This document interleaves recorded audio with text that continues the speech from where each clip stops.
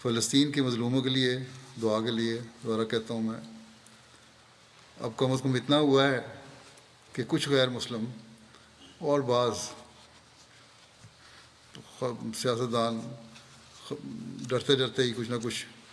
اس ظلم کے خلاف بولنے لگ گئے ہیں، بلکہ اب تو بعض یہودیوں نے بھی اس عمل سے بیداری کا اظہار کیا ہے اور اسرائیلی حکومت کو کہا ہے کہ ہمیں بدنام کیوں کر رہے ہو۔ تو بہرحال چھوٹی چھوٹی آوازیں کہیں نہ کہیں سے غیروں میں بھی اٹھنے لگ گئی ہیں۔ اب یہ کہتے ہیں کہ 4 گھنٹے کے لیے روزانہ جنگ روکیں، جس کو پاز کا نام دیا ہے انہوں نے،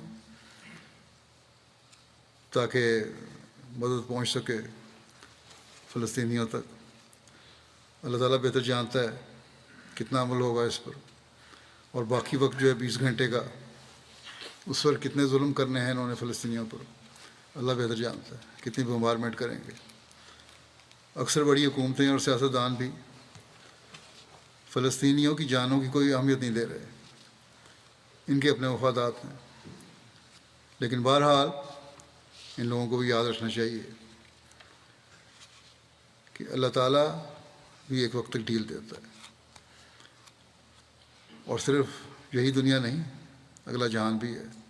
یہ سمجھتے ہیں کہ یہاں اس دنیا میں ہم نے فائدے اٹھا لیے تو سب کچھ حاصل ہو جائے گا،